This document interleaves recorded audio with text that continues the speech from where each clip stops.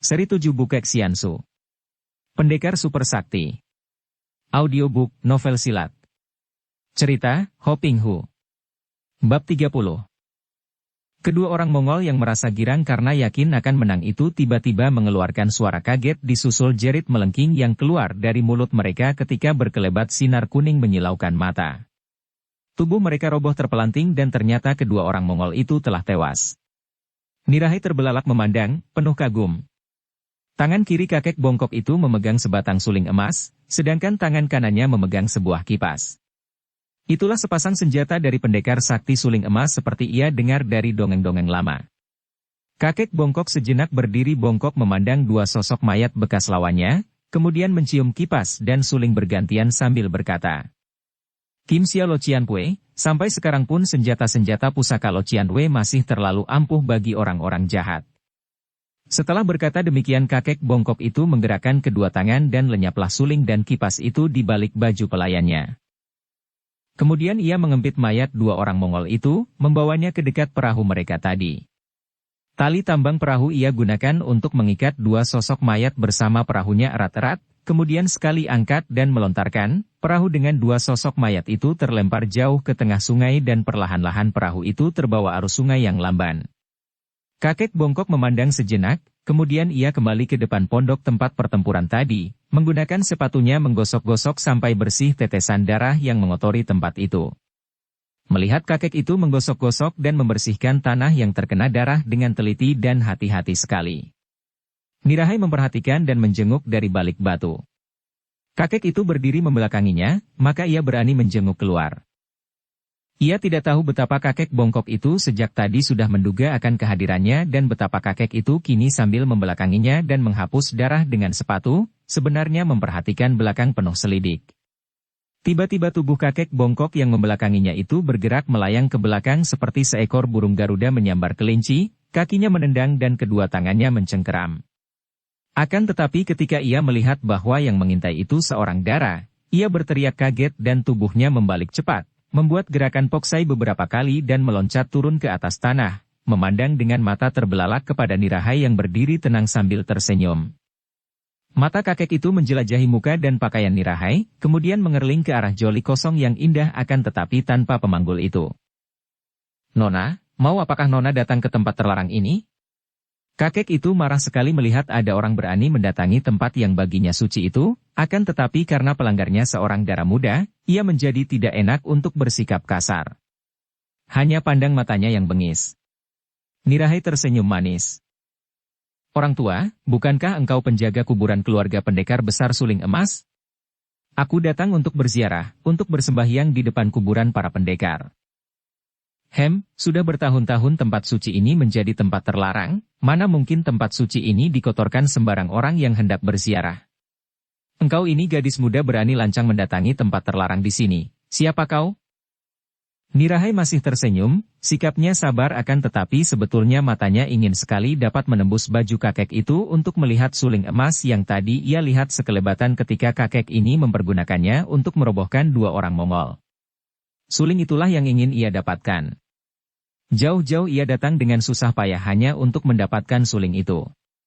Senjata pusaka dari pendekar sakti suling emas. Dengan pusaka itu, agaknya akan mudah baginya menundukkan tokoh-tokoh Kangou yang masih belum mau tunduk, bahkan yang kini berpusat di barat, di Sichuan, membantu Bu Sem Kui. "Kakek yang baik, aku adalah Putri Nirahai." "Putri? Putri Manchu? Masih ada hubungan apa dengan mendiang Pangeran Dorgan?" Kakek ini bertanya, alisnya yang banyak putihnya itu berkerut, matanya memandang tajam. "Mendiang Pangeran Dorgan adalah masih kakekku, paman kakekku. Aku adalah putri kaisar yang sekarang." Makin tidak enak hati kakek itu dan terpaksa ia lalu membungkuk dengan sikap hormat. "Ah, kiranya paduka ini putri kaisar Kangxi? Maaf, saya tidak dapat menyambut paduka sepantasnya karena tempat ini adalah kuburan, tempat suci. Akan tetapi, sungguh saya merasa heran, mengapa paduka hendak berziarah di tanah kuburan ini? Yang terkubur di sini adalah keluarga kerajaan Hitan, keluarga pendekar sakti suling emas." "Engkau benar, orang tua. Ayahku, Kaisar Kangxi dari kerajaan Manchu, memang tidak mempunyai hubungan dengan tanah pekuburan ini. Akan tetapi ketahuilah, Ibuku adalah seorang putri Hitan. Ibuku termasuk seorang di antara putri-putri Hitan yang dipersembahkan kepada Kaisar Manchu, sehingga biarpun aku putri Kaisar Manchu, namun aku pun mempunyai darah keturunan Hitan. Karena itu, kurasa sudah sepatutnya kalau aku berziarah dan bersembahyang di depan kuburan suci ini, kakek yang baik. Kakek bongkok itu mengerutkan alisnya makin dalam dan ia menggeleng-geleng kepala. Kalau Paduka benar putri Kaisar Manchu, mengapa Paduka datang sendiri tanpa pengiring? Bagaimana saya dapat membuktikan bahwa Paduka ini putri Kaisar Manchu dan keturunan keluarga kerajaan Hitan? Nirahai tersenyum. Orang tua, andai kata engkau menjadi seorang keluarga raja, apakah engkau juga akan suka setiap keluar dari pintu dikawal banyak orang sehingga gerakanmu tidak bebas, selalu diawasi? Kakek bongkok itu memandang sejenak, tidak menjawab karena ia agaknya bingung dan tidak mengerti apa yang dimaksudkan gadis itu. Orang-orang seperti kita yang sudah biasa bergerak bebas lepas seperti burung di udara dan seperti ikan di samudera, mana bisa merasa senang kalau selalu dikawal orang? Itulah sebabnya aku tidak pernah membawa pengawal biarpun aku putri kaisar. Memang aku tidak bisa membuktikan bahwa aku putri kaisar, akan tetapi orang tua yang baik, aku sungguh seorang yang berdarah Hitan, dan lebih daripada itu, akulah yang mewarisi ilmu kepandaian pendekar wanita sakti mutiara hitam yang kuburannya berada di sini pula. Kakek itu mengerutkan keningnya dan memandang tajam. Harap Paduka tidak main-main. Kalau yang datang ke sini adalah sepasang pedang iblis, saya tentu tidak akan ragu-ragu menerima sepasang manusia sinting itu sebagai pewaris ilmu mendiang mutiara hitam. Sudahlah, Nona. Lebih baik lekas Nona panggil 2 orang pemanggul joli Nona dan cepat pergi dari tempat ini. Tempat ini bukanlah tempat pesiar bagi seorang putri seperti Nona. Kalau orang lain yang berani datang, tentu sudah saya bunuh. Seperti yang kau lakukan kepada sepasang anjing hitam dari Gobei, 2 orang Mongol tadi? Nirahai mengejek. Ah, Paduka melihatnya. Tentu saja. Sudah kukatakan bahwa aku pun seorang tokoh Kang Ou, bukan seorang putri lemah yang doyan pelesir dan pesiar, dan aku mewarisi ilmu-ilmu mutiara hitam. Dan kedatanganku ke sini untuk merundingkan sesuatu denganmu. Bagaimana saya dapat yakin bahwa Paduka benar-benar pewaris ilmu mendiang pendekar wanita perkasa mutiara hitam yang mulia? Kakek itu berkeras tidak mau percaya. Diawasi. Kakek bongkok itu memandang sejenak, tidak menjawab karena ia agaknya bingung dan tidak mengerti apa yang dimaksudkan gadis itu. Cerak. Tangan Nirahai bergerak cepat dan tahu-tahu ia telah menyambar sebatang payung berujung runcing yang tadi ia taruh di dalam joli. Kakinya memasang kuda-kuda dan ia berkata sambil tersenyum. Bukalah matamu lebar-lebar, orang tua yang keras kepala. Kenalkah engkau dengan senjata ini? Sebuah tiatmokiam, kata kakek itu. Bukan merupakan bukti. Memang bukan, akan tetapi lihat gerakan pedang payung ini. Nirahai menggerakkan tubuh dan payungnya, bersilat dengan gerakan lincah dan dari ujung payungnya keluar angin yang berbunyi bercuitan ketika menyambar ke depan, terus mengitari sebatang pohon yang sudah kehabisan daun karena dirontokkan hawa dingin dan tinggal cabang-cabang dan rantingnya saja. Sinar terang ujung payung yang menyambar-nyambar mengitari pohon 3 kali dan terdengar suara keras ketika cabang dan ranting pohon itu tumbang semua sehingga pohon itu kini kelihatan seperti raksasa dibuntungi tangannya. Patmo Kiam Hoat. Kembali kakek itu berkata. Dan engkau mengenal ini? Nirahai melakukan gerakan dengan tangan kirinya, lengan kirinya bergerak seperti menari, atau lebih tepat lengan yang kecil penuh berkulit halus itu melenggang-lenggok seperti ular, kemudian dengan telapak tangan terbuka ia tiba-tiba memukul atau mendorong arah pohon yang sudah buntung cabang-cabangnya itu. Kraak! Bruk! Pohon itu tumbang terjebol dengan akar-akarnya. Sinco Akun. Si kakek bongkok memandang terbelalak. Nirahai tertawa. Kakek tua yang keras kepala, engkau tentu tidak akan merasa yakin benar kalau tidak mengujinya sendiri. Hayo, keluarkan suling emas dan kipas peninggalan pendekar sakti suling emas yang kau pergunakan untuk membunuh sepasang anjing hitam tadi, dan hadapi payungku. Setelah berkata demikian, Nirahai sudah menerjang maju dengan payungnya yang berujung runcing. Ujung payung yang seruncing ujung pedang itu tahu-tahu sudah berubah menjadi sinar menyilaukan yang menusuk ke arah leher kakek bongkok. Kakek itu mengeluarkan suara. Dan dengan mudahnya miringkan tubuh ke kiri mengelak, Akan tetapi betapa kagetnya ketika tiba-tiba payung itu terbuka dan jari-jari payung yang terbuat daripada baja itu menyerangnya didahului sambaran angin yang meniup ketika payung terbuka tiba-tiba. Inilah serangan yang hebat. Kakek itu biarpun sudah tua dan bongkok, ternyata masih mampu bergerak cepat dan ia sudah menggulingkan tubuh ke atas tanah sehingga terbebas dari sambaran jari-jari payung. Lihat senjata rahasia. Nirahai berseru, tangan kirinya bergerak. Wir wir wir. Ciat ciat ciat. Kakek itu terpaksa bergulingan ke kanan kiri untuk mengelak sambaran sinar hijau dari jarum-jarum yang menyambar susul-menyusul itu. Ketika melihat sinar hijau dan mencium bau harum, ia meloncat bangun sambil berseru. Siang Tok Ciam. Nirahai tersenyum ketika melihat kakek itu sudah meloncat sambil mencabut sepasang senjata pusaka peninggalan suling emas itu, yaitu sebuah kipas dipegang di tangan kanan sedangkan sebatang suling emas dipegang di tangan kiri. Gadis ini sambil tersenyum memasang kuda-kuda dengan kedua kaki terpentang, lututnya ditekuk sedikit, tubuhnya miring menghadapi kakek itu, mengerling ke kanan, mulut tersenyum, tangan kanannya yang memegang gagang payung bengkok itu menodongkan payung ke depan dada. Sedangkan tangan kiri dengan jari-jari terbuka miring berada di depan muka, ibu jarinya hampir menyentuh hidung. Dilihat begitu saja, kuda-kuda darah ini seperti orang yang sedang mengejek dan mempermainkan lawan, akan tetapi kakek bongkok itu mengenal kuda-kuda dari Patmo Kiam Hoat, ilmu pedang 8 iblis, dan diam-diam ia mengkirik.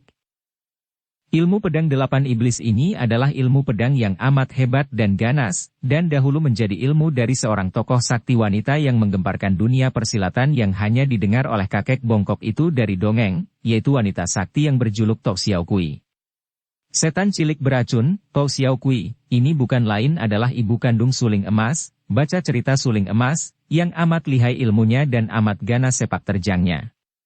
Dan kini ternyata ilmu yang hebat ini telah terjatuh ke tangan gadis putri Kaisar Manchu yang mengaku masih berdarah hitam ini. Memang hatinya sudah mulai percaya, keraguannya menipis, apalagi ketika ia tadi menyaksikan ilmu pukulan tangan kosong Sincho Akun Hoat, ilmu silat ular sakti, dan senjata rahasia Siang Tok Ciam, jarum beracun wangi. Betapapun juga, kalau belum mengujinya, kakek ini masih belum yakin. Marilah, kakek yang keras kepala. Engkau hendak menguji apakah benar-benar ilmu yang kau lihat tadi berisi, dan aku pun ingin melihat apakah sepasang senjata yang kau keluarkan itu benar-benar asli.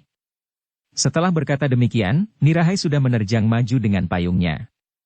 Gerakannya cepat dan mengandung tenaga sinkang yang kuat sekali. Wut, sing. Pedang yang berbentuk payung itu menusuk. Ceringgeg. Suling di tangan kiri kakek itu menangkis ujung pedang payung dan tampak bunga api berpijar. Keduanya tergetar ke belakang. Nirahai memeriksa ujung payungnya dan terkejut melihat ujung payung yang terbuat dari baja pilihan itu agak lecet. Diam-diam ia memuji suling emas itu yang ternyata benar-benar sebuah senjata pusaka yang amat ampuh, sesuai dengan nama pemiliknya dahulu, yaitu pendekar suling emas. Sudah menjadi watak kebanyakan ahli silat kalau bertemu lawan tangguh timbul kegembiraannya. Demikian pula dengan Nirahai. Sudah lama dia tidak bertemu lawan yang tangguh dan kini bertemu kakek penjaga kuburan keluarga suling emas yang lihai, ia menjadi gembira, dan cepat ia melanjutkan serangannya dengan tusukan bertubi-tubi, mengerahkan seluruh tenaga dan mengeluarkan semua kepandaiannya. Kakek bongkok ini dahulunya adalah bekas kacung dari keluarga putra suling emas yang bernama Kam Liong, kakak tiri mutiara hitam. Kam Liong inilah yang mewarisi senjata kipas dan suling ayahnya. Kacung keluarga Kam Liong ini mengabdi sampai tua dan setelah kuburan keluarga suling emas tidak dijaga lagi oleh pengawal-pengawal kerajaan Hitan yang sudah runtuh, dia lalu turun gunung di mana ia bertapa melewatkan hari tuanya, dan menjaga tanah kuburan itu dengan penuh kesetiaan. Nama bekas kacungnya yang kini menjadi kakek bongkok itu adalah Gutoan. Dia seorang buta huruf akan tetapi berkat kesetiaannya mengabdi keluarga suling emas. Keluarga itu menyayanginya dan melatihnya dengan ilmu-ilmu silat keluarga pendekar besar itu. Gutoan amat rajin dan tekun. Sungguh pun ia buta huruf dan terhitung golongan orang yang kurang cerdas otaknya, namun ketekunannya membuat ia dapat menguasai semua ilmu silat keluarga itu. Akan tetapi tentu saja latihannya tidak sempurna benar. Betapapun juga, kalau menghadapi lawan dari luar, kakek ini sukar dicari tandingnya. Kini bertemu dengan Nirahai yang mewarisi ilmu keluarga suling emas dan telah melatihnya dengan sempurna, tentu saja kakek itu terdesak hebat. Ia mengenal Patmo Kiam Hoat yang dimainkan dengan pedang payung, mengenal pula pukulan Sincho Akun yang dilakukan sebagai selingan alam penyerangan Nirahai, akan tetapi karena dia tidak pernah melatih ilmu-ilmu itu secara mendalam, menghadapi terjangan Nirahai itu ia menjadi repot sekali. Nona, hentikanlah. Tiba-tiba kakek itu mencelat ke belakang dan memandang kagum. Paduka benar-benar putri kaisar yang amat lihai, dan saya mengakui bahwa Paduka telah mewarisi ilmu dari keluarga Suling Emas. Paduka berhak untuk berziarah dan bersembahyang di kuburan ini. Silakan. Nirahai memanggul senjatanya yang kini hanyalah sebuah payung biasa, sama sekali tidak tampak seperti sebuah senjata yang ampuh, dan memandang kakek bongkok itu. Mulutnya yang selalu tersenyum itu kini kelihatan ditarik keras sehingga wajahnya yang manis nampak sungguh-sungguh. Sebetulnya, siapakah engkau ini, kakek yang lihai? Nama saya Gutoan dan dahulu saya adalah kacung dari putra Suling Emas. Hanya itu yang dapat saya ceritakan. Silakan kalau hendak bersembahyang, Nona. Begini, kakek Gu. Selain hendak berziarah dan memberi hormat kepada kuburan keluarga besar ini, aku pun hendak mengajukan sebuah permintaan kepadamu. Kakek itu yang masih berdiri dengan kedua kaki terpentang lebar dan tubuh membungkuk, kedua tangan tergantung di kanan kiri pinggang setelah menyimpan kembali sepasang senjatanya, kini mengangkat muka memandang wajah cantik itu penuh selidik dan bertanya. Permintaan apakah itu, Nona? Apakah yang dapat saya lakukan untuk Paduka? Engkau tentu telah tahu bahwa kerajaan Manchu berhasil menguasai semua daratan di selatan. Akan tetapi, masih ada daerah di barat yang belum mau tunduk, yaitu daerah Sichuan yang dikuasai oleh Bu Sem Kui. Kedudukan musuh ini amat kuat dan hal ini terutama sekali ditimbulkan oleh bantuan orang-orang Kang Ou yang berilmu tinggi. Kami mengalami kemacetan dan kesulitan untuk menaklukkan daerah itu, yang merupakan daerah terakhir. Kalau Sichuan sudah takluk, berarti seluruh daratan Tiongkok berada di kekuasaan kerajaan Cheng kita. Bukan kerajaan kita, Nona. Ingat, saya adalah seorang bangsa Han. Nirahai mengerutkan keningnya. Apakah engkau anti Manchu dan pro kepada Bu Sem Kui? Kakek itu menarik napas panjang dan menggeleng kepala. Saya tidak mengenal Bu Sem Kui, dan saya tidak peduli akan urusan negara, saya hanya bertugas menjaga kuburan suci ini. Dahulu, mendiang pendekar sakti Suling Emas menghilangkan semua bentuk permusuhan antar suku bangsa, bahkan kerajaan Hitan berdarah Han pula. Akan tetapi sekarang, saya tidak tahu tentang urusan kerajaan. Teruskan. Apakah yang Paduka kehendaki?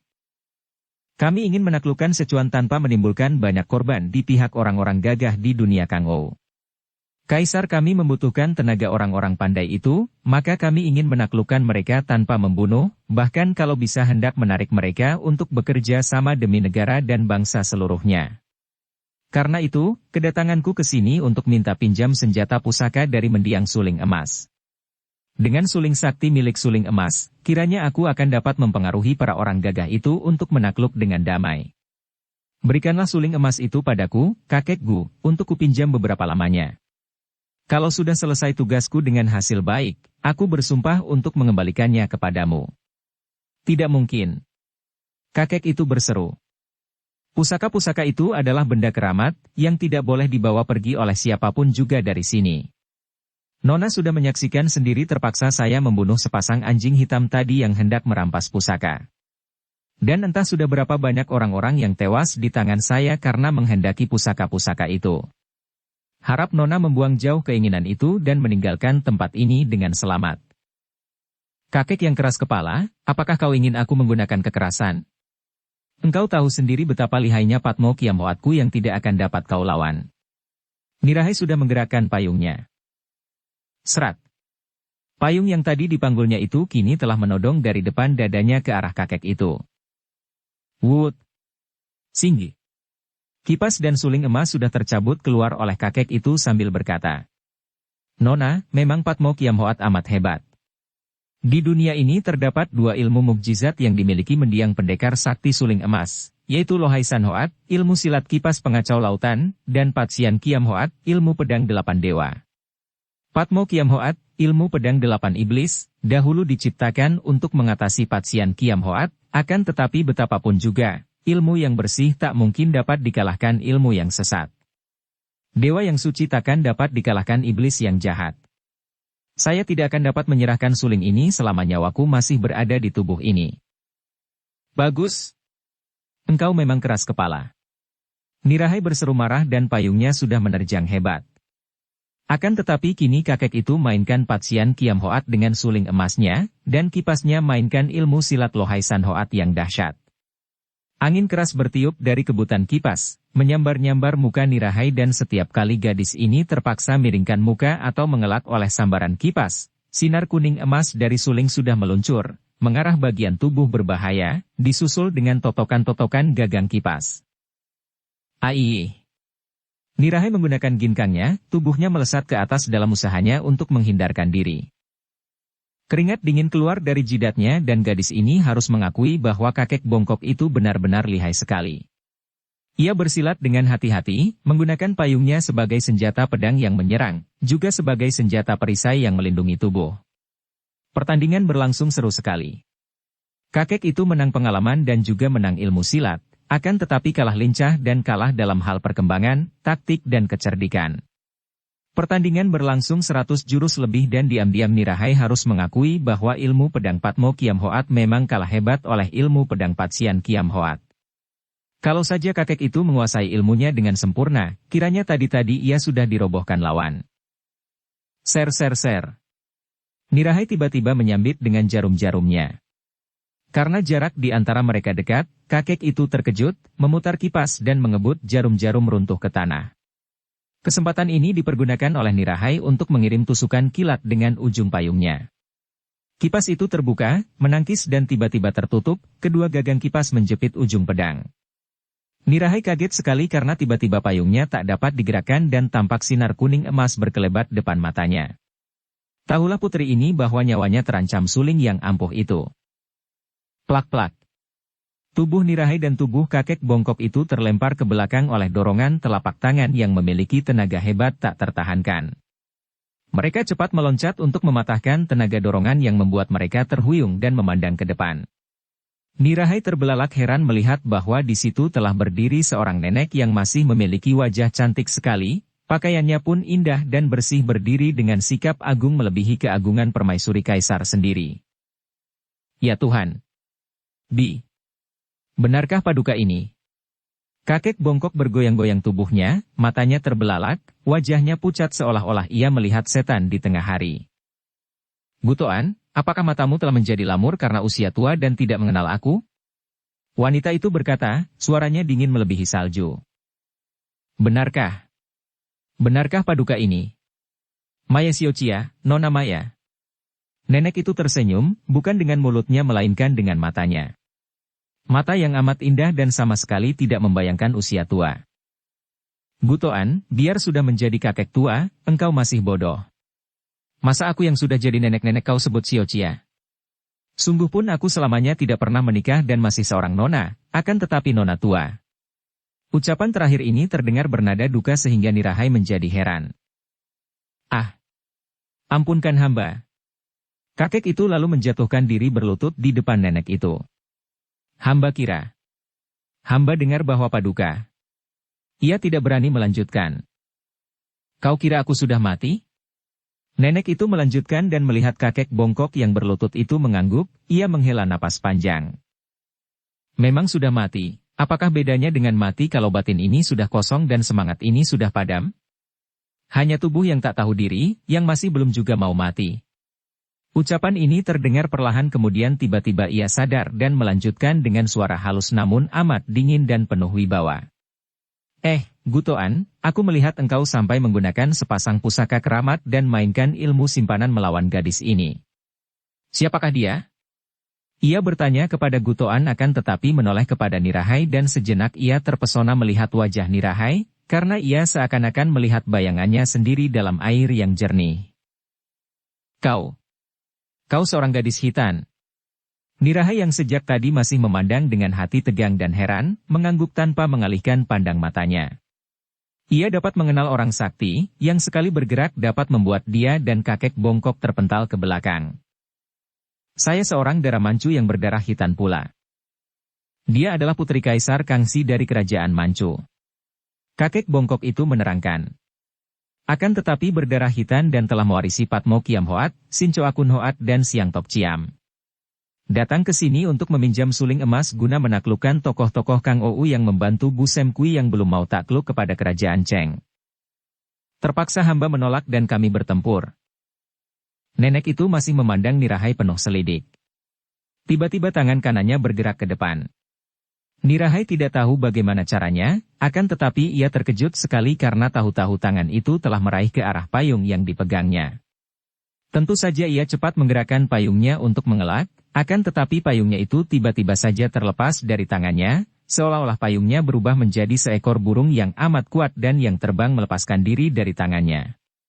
Ketika ia memandang, ternyata nenek itu telah memegang payungnya dan memeriksanya, membuka menutup dan mencobanya dengan beberapa gerakan menusuk.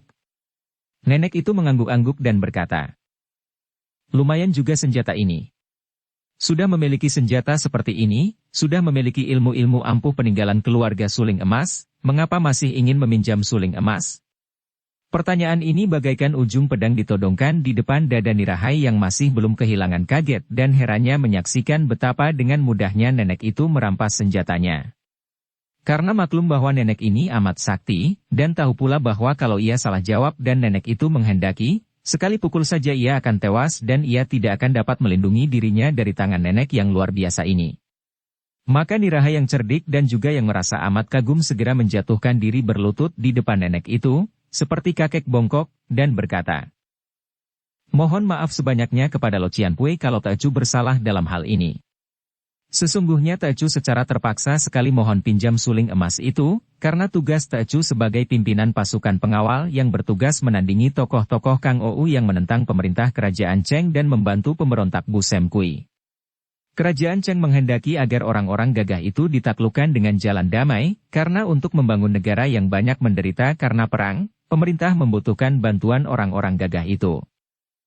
Maka sedapat mungkin, penaklukan Sichuan akan dilakukan tanpa menimbulkan banyak korban di antara orang-orang gagah yang membelanya.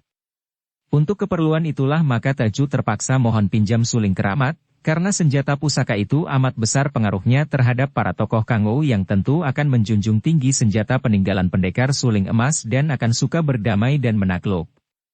Bukan sekali-kali Teocu hendak memusuhi kakek Gu. Akan tetapi karena dia kukuh tidak mau memberikan, dan Teocu terpaksa didorong tugas, maka terjadilah bentrokan tadi. Baiknya Lo Cianpui melerai, karena kalau tidak tentu Teocu sudah menjadi korban kekerasan kakek itu. Beberapa kali nenek itu menggumam dan memandang lebih teliti, kini matanya yang indah menyinarkan rasa kagum dan suka. Akan tetapi mulutnya yang dulu di waktu mudanya tentu menggairahkan itu masih saja membayangkan sifat dingin mengejek dan memandang rendah dunia ini. "Engkau masih muda, cantik membayangkan darah hitam, ilmu kepandaianmu sudah lumayan dan kiranya di dunia ramai agak sukar mencari tandingan, senjatamu pun baik, tanda bahwa engkau dapat menyelami kitab-kitab peninggalan pendekar wanita sakti mutiara hitam dengan sempurna. Bicaramu lancar dan dapat melihat gelagat, tanda bahwa engkau pun memiliki kecerdikan yang mengagumkan. Putri, siapakah namamu?" Hati Nirahai girang sekali mendengar suara nenek itu dan besar kemungkinan ia akan berhasil meminjam suling emas. "Nama Teocu Nirahai, Lo Cianpui. Engkau putri Kaisar Manchu yang sekarang?" Ia berhenti sebentar lalu menyambung. "Apa hubunganmu dengan Pangeran Dorgan?" "Benar, Lo Cianpui, Teocu putri kaisar yang terlahir dari selir. Ibuku adalah Putri Hitan, masih gadis telah menjadi selir pangeran yang sekarang menjadi kaisar. Mendiang Pangeran Dorgan adalah paman kakekku. Karena itu, biarpun sudah amat jauh, darah ibuku sedikitnya masih ada keturunan dari kerajaan Hitan, dan pendekar sakti mutiara hitam masih nenek buyutku. Semua manusia di dunia ini kalau ditelusur, tentu masih ada hubungan keluarga. Tahukah engkau bahwa mutiara hitam itu adalah bibiku sendiri, bibi luar? Saudara kembarnya yang menjadi kaisar Hitan adalah paman luarku."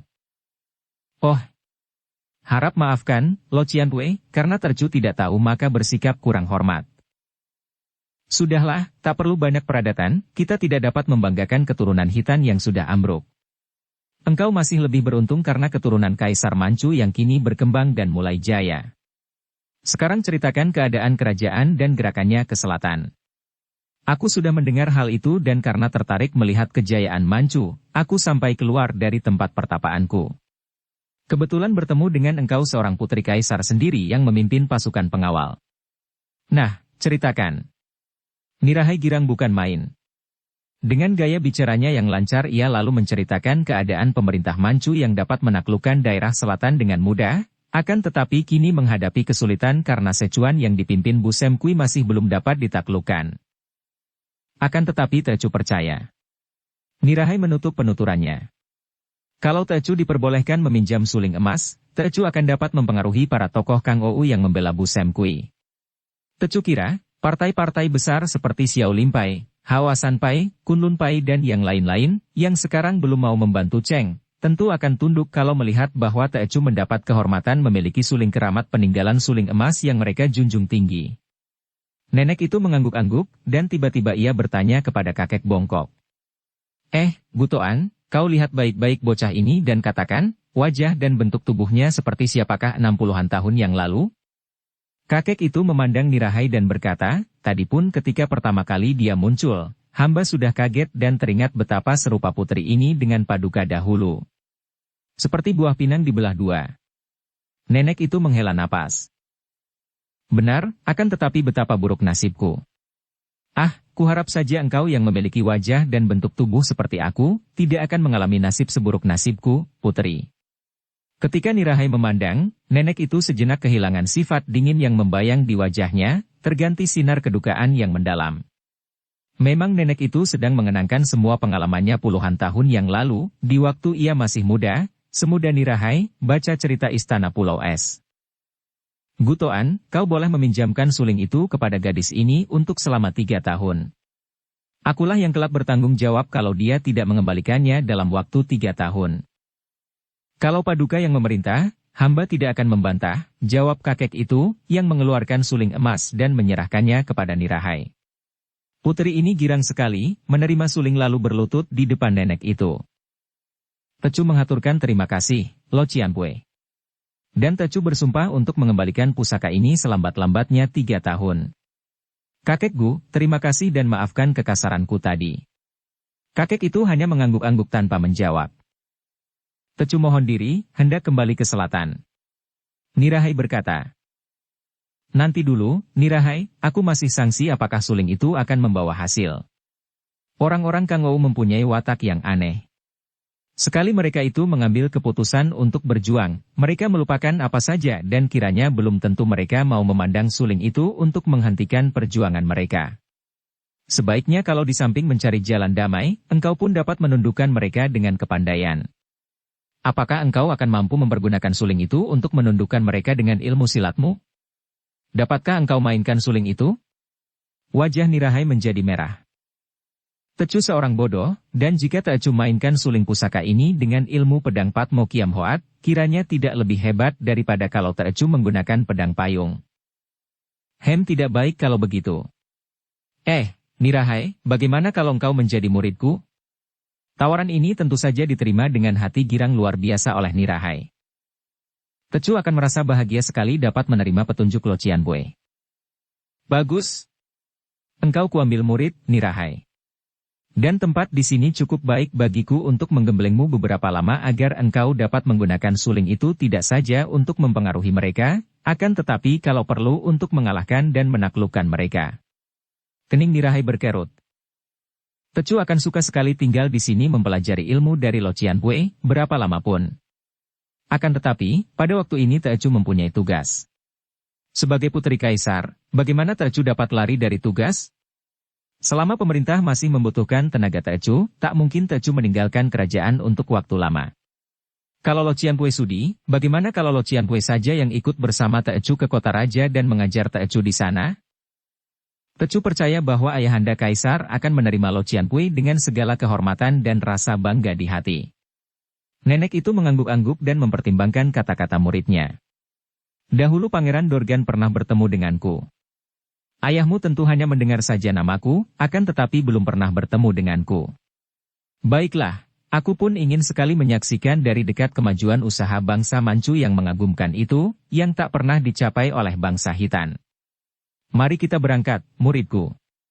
Nirahai girang sekali. Harap Subosudi menunggang Joli, biar Tacu yang mengiringkan.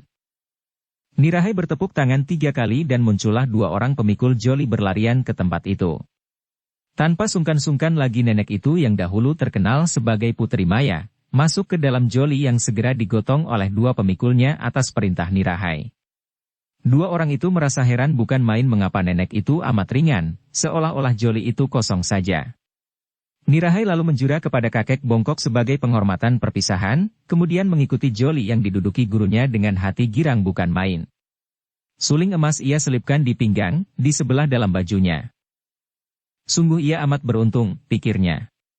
Tidak saja dapat meminjam suling emas itu, bahkan ia telah bertemu dengan seorang nenek sakti luar biasa yang menjadi gurunya. Setelah melalui perbatasan utara dan bertemu dengan dusun, Nirahai membeli seekor kuda. Kini ia mengikuti Joli gurunya yang telah diganti orang lain pemikulnya, yaitu diambil dari 2 orang penjaga perbatasan yang kuat, dengan menunggang kuda. Gurunya itu amat pendiam, kalau sudah duduk di dalam Joli bersila seperti arca, tidak pernah bicara, tidak pernah menjenguk keluar sehingga diam-diam Nirahai merasa kasihan. Untuk menyenangkan hati gurunya, sepanjang jalan Nirahai berusaha untuk menghidangkan masakan-masakan lezat dan menyediakan segala kebutuhan nenek itu. Akan tetapi nenek itu menerima itu dengan sikap dingin. Pada suatu pagi mereka tiba di luar kota raja. Tembok kota raja sudah tampak dari tempat yang agak tinggi sebelah utara itu dan hati menjadi girang sekali. Sudah beberapa lamanya ia meninggalkan kota raja, akan tetapi perjalanannya yang memakan waktu lama dan amat jauh itu ternyata tidak sia-sia belaka, bahkan hasilnya boleh dibilang melampaui semua harapannya. Ketika kudanya berjalan perlahan mengiringkan Joli yang dipikul oleh 2 orang pemikulnya yang semenjak meninggalkan kuburan keluarga Suling Emas telah berganti sampai 10 kali itu, tiba-tiba ia melihat seorang wanita muda berjalan tergesa-gesa dari depan, agaknya baru saja wanita itu meninggalkan gerbang pintu kota raja sebelah utara. Gadis itu amat cantik, terutama sekali sepasang matanya yang lebar dan tajam sinarnya, juga wajah yang lonjong dengan dagu meruncing ini menarik sekali perhatian Nirahai. Sepintas lalu saja ia tahu bahwa gadis itu tentulah mempunyai darah Manchu dan betapa besar persamaan gadis cantik itu dengan dia sendiri. Mungkin dia lebih jangkung sedikit, akan tetapi perawakan gadis itu pun ramping, dan wajahnya yang manis itu hampir sama dengan wajahnya sendiri. Gadis itu pun berdiri sambil memandangnya dengan sinar mata tajam menyelidik. Agaknya gadis itu heran melihat dia memanggul sebuah payung, bahkan ketika rombongannya yang terdiri dari 2 orang pemikul Joli dan kuda yang ditungganginya lewat, gadis itu menghentikan langkah kakinya dan berdiri di pinggir jalan memandang bengong. Nirahai tidak mempedulikannya lagi saking girang hatinya sudah hampir tiba di kota raja. Akan tetapi mendadak ia mendengar bentakan nyaring. "Hei, berhenti dulu." Nirahai menahan kudanya dan menoleh. Kiranya gadis manis tadi kini datang berlari-lari dan meloncat ke depan kudanya, seolah-olah hendak menghadangnya. Nirahai tersenyum, kagum setelah kini dekat melihat betapa gadis ini benar-benar cantik jelita, dengan kulit muka yang halus dan berwarna putih kemerahan, sepasang mata yang begitu indah seperti bintang pagi. Ada keperluan apakah engkau menghentikan aku?" Nirahai tidak menjadi marah. Biarpun dia seorang putri kaisar, namun sama sekali Nirahai tidak gila hormat. Apalagi ia maklum bahwa gadis ini tentu belum mengenalnya, maka sikapnya yang kasar itu pun boleh dimaafkan. Sifat ini mungkin terpengaruh oleh kebiasaannya merantau di dunia Kang-ou sehingga sifatnya terlepas dan ia tidak begitu mementingkan kedudukan dan kehormatan sebagai seorang putri bangsawan tinggi. Gadis itu bukan lain adalah Lulu. Seperti telah diceritakan di bagian depan, Lulu meninggalkan lembah sungai Huangho di mana selama setahun ia melatih diri dengan ilmu silatnya, di bawah petunjuk Lau Pangcu dan terutama sekali Xin Lian yang telah menjadi kakak angkatnya. Dia pergi menuju ke kota raja dan karena ia maklum bahwa keadaannya di kota raja berbahaya, biarpun di situ ia menyamar sebagai pria, dan ketika ia tidak berhasil mendapatkan jejak kakaknya, ia lalu keluar dari kota raja melalui pintu gerbang utara. Dia baru saja datang dari selatan dan tidak pernah mendengar tentang Han Han, maka sebaiknya kini melanjutkan usahanya mencari jejak Han Han ke hutan. Akan tetapi baru saja keluar dari pintu gerbang, ia bertemu dengan Nirahai yang menunggang kuda. Melihat Putri Manchu yang cantik jelita dan gagah perkasa ini, Lulu tertarik sekali maka ia memandang penuh perhatian. Akan tetapi ketika ia melihat payung yang dipegang Nirahai, ia teringat akan cerita para tokoh Hawasan Pai di Pek Eng Piao Kiok tentang seorang putri Manchu amat lihai bernama Putri Nirahai yang bersenjata payung. Teringat akan cerita tentang Teng Lok tokoh Hawasan Pai yang dalam penyelidikannya bertemu dengan Putri Kaisar Manchu bersenjata payung yang telah membuntungi lengan orang Shiteng itu. Putri Manchu bernama Nirahai yang telah mengadu domba tokoh Hawasan Pai dengan tokoh Xiao Lim Pai sehingga akibatnya, Han yang difitnah dan menjadi korban, dimusuhi kedua pihak. Apakah namamu Nirahai? Nirahai membelalakan matanya dan hampir saja ia tertawa bergelak. Pertanyaan itu begitu tiba-tiba, begitu sederhana dan diajukan tanpa dibuat-buat, pertanyaan dengan sikap paling kurang ajar yang pernah ia alami selama hidupnya. Ia tidak marah, bahkan tersenyum memandang gadis yang bermata lebar itu. Ia mengangguk, ingin mendengar lebih banyak. Suara gadis itu merdu dan nyaring, dan setiap gerakannya membayangkan kejujuran dan kepolosan yang mengharukan. Jadi engkaulah yang bernama Nirahai Putri Kaisar, gadis yang mengadu domba tokoh-tokoh Xiao Lim Pai dan Hawasan Pai? Tentu engkau pula yang telah membunuh 2 orang di antara Xiao Lim Chit Kiam, bukan? Kalau ia menghadapi pertanyaan seperti itu dari seorang tokoh Kang Ou, tentu Nirahai akan menjadi terkejut dan berhati-hati, akan tetapi menerima pertanyaan begitu langsung dari mulut yang manis dan mata yang lebar itu, sukar bagi Nirahai untuk membohong lagi. Bagaimana engkau bisa tahu? Payungmu itu adalah senjatamu yang ampuh, bukan? Kau jahat sekali. Jahat sekali dan aku harus membunuhmu. Kembali hati Nirahai merasa geli sekali. Ucapan seperti itu agaknya hanya patut diucapkan oleh seorang tokoh besar, seperti gurunya. Enak saja gadis ini mengatakan hendak membunuhnya. Sabar dulu. Kau ini siapa? Aku Lulu. Perbuatanmu yang curang itu telah membuat kakakku Han banyak menderita. Engkau cantik sekali, sayang. Akan tetapi aku harus membunuhmu karena engkau jahat. Nirahai, siapakah bocah ini? Nenek itu telah berdiri di luar Joli, padahal kedua pemikul Joli masih menggotongnya dan kini kedua orang itu terkejut dan berdiri seperti patung. Mereka tidak merasa Joli menjadi ringan, tidak melihat nenek itu turun, akan tetapi mengapa tahu-tahu telah berada di luar Joli? Seorang di antara mereka menyingkap tirai Joli dan memang benar, Joli itu kosong. Terpaksa mereka menurunkan Joli dan keduanya berjongkok di dekat Joli.